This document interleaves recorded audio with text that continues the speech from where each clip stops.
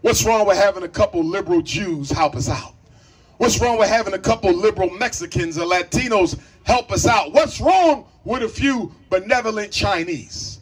The reason you have to refuse outside help, outside money, and outside support is because black people have to be convinced that you can win by your damn self. When you go home tonight, take every white image in your house and burn it. Not because you hate white people, but in order to restore self-respect to African people, you cannot worship the enemies of another race. And don't put it in the trash. Because if you put a picture of Jesus Christ in the trash in Tennessee, another Negro will come along, take it out the trash, and put it back on their wall. You got to burn it. That's how much we in love with blue eyes. We have to put black people's issues first. And in order to do that, we have to stop speaking of other people's issues. When you open your mouth, you are representing black people alone. I am sick and tired of black people pulling into a conversation about black justice the issues of brown people who never pull black issues into their conversation. You pull in issues of yellow people who never pull issues of black people into their conversation. You pull issues of red and white. For what? Name me a people who have ever stood by black people. Name me a group who has ever stood by us in our fight. I am not anti-immigrant at all, but I am anti-immigrant bigotry.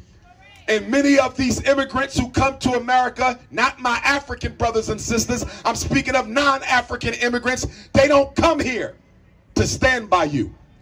They come here to replace you. One of the reasons President Joe Biden wants to fast-track 5 million immigrants to American citizenship is he wants to have more immigrants he can depend on for Democratic votes so they no longer have to cater to the issues of black folks. Brothers and sisters, the immigrants are here to replace you. I did not say disrespect them. I did not say antagonize them. I simply want you to understand, overstand, and understand that the black man has no friends. And you don't need no friends. The only people we need are one another. But until we hate racism more than we hate each other, nothing will change. We have a bad habit in the black community of only wanting to outdo black people.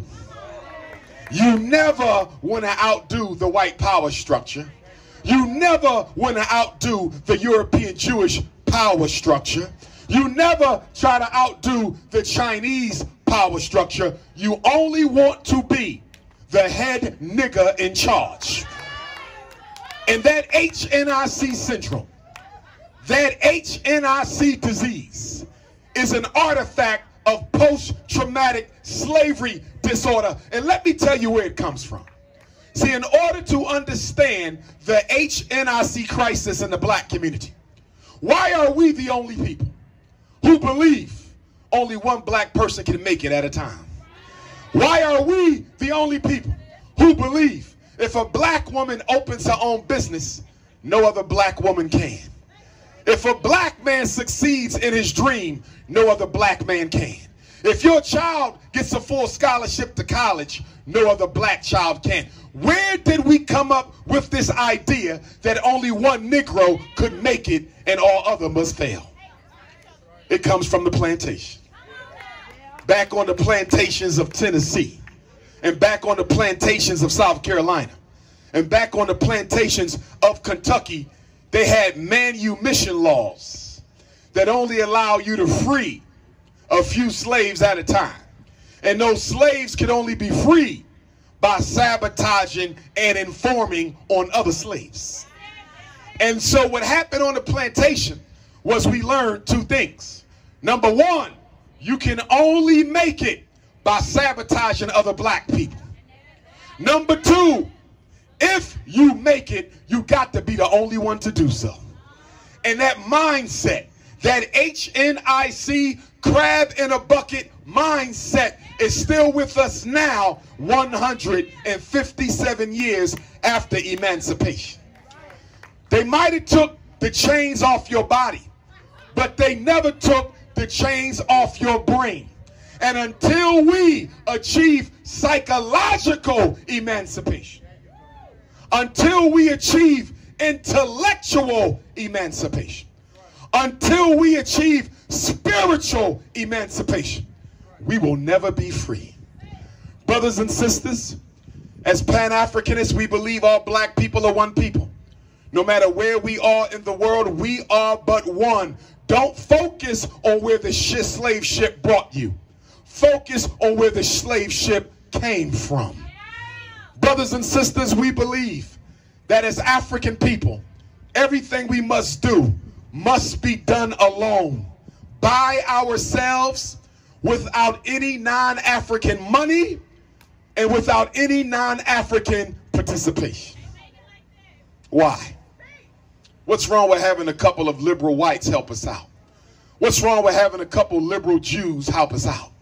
What's wrong with having a couple liberal Mexicans or Latinos help us out? What's wrong with a few benevolent Chinese lending their hand to help black people get their act together? The reason you have to refuse it is not because they may be insincere.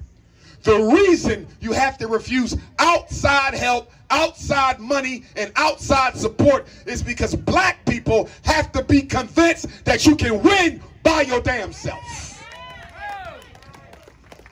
You got to learn how to walk alone, or you will never learn how to walk at all.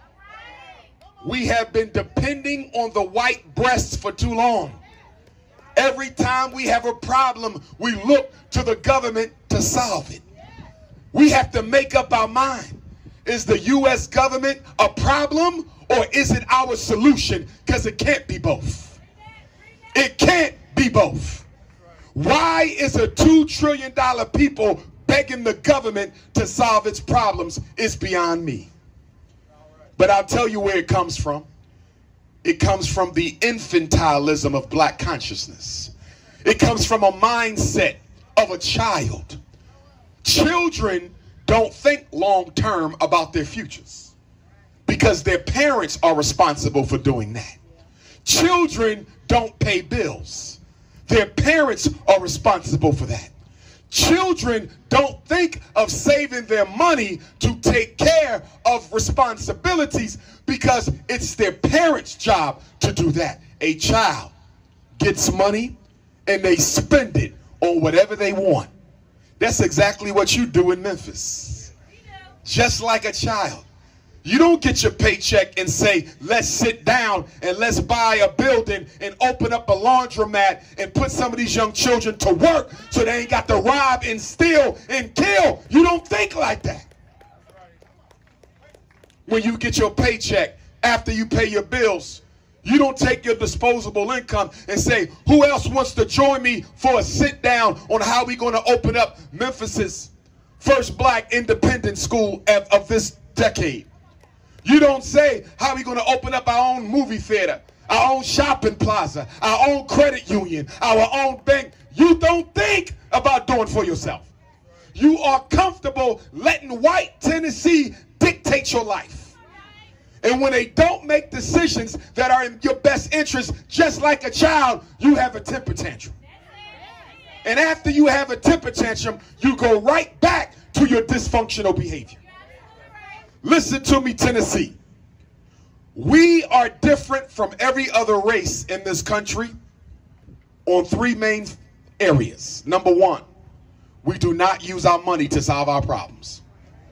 Black people will use their vote to solve their problems. You will use your protest to solve your problems. You will use your prayer to try to solve your problems. But we never collectively, as a community, use our money to solve our problems. How are you going to catch up? How are you going to build your own institutions? How are you going to safeguard your children's future? How are you going to create jobs to stop the crime in Memphis if you don't start using your money to finance your liberation? Second reason you're different, You're the only people in America who will not organize with your own race if they don't worship God the way that you do. My mother is a Christian. I have no issues with Christianity. I have a tattoo of Jesus Christ on my left shoulder, the black one, that is. Because see, in Memphis, Tennessee, we got two Jesuses. We got a black one and we got a white one. Some of you right here, right now, got a white Jesus in your house. Don't lie. You won't get rid of it because you say it's been in your family for 8 generations. Grandmom gave it to you from the plantation. Well, you tell grandma we're going to have a ritualistic assassination of this picture. When you go home tonight, take every white image in your house and burn it. Not because you hate white people, but in order to restore self-respect to African people, you cannot worship the enemies of another race. And don't put it in the trash. Because if you put a picture of Jesus Christ in the trash in Tennessee, another Negro will come along, take it out the trash, and put it back on their wall. You got to burn it. That's how much we in love with blue eyes. That's how much we in love with green eyes. That's how much we in love with pale skin. I just learned the other day, black people spend over $10 billion on skin bleaching creams every year across the world. Trying to rob yourself of your melanin. Because you don't understand the universal significance of your melanin. This is not color. This is power. This is energy. This is your birthright. You don't kill your complexion for your enemy.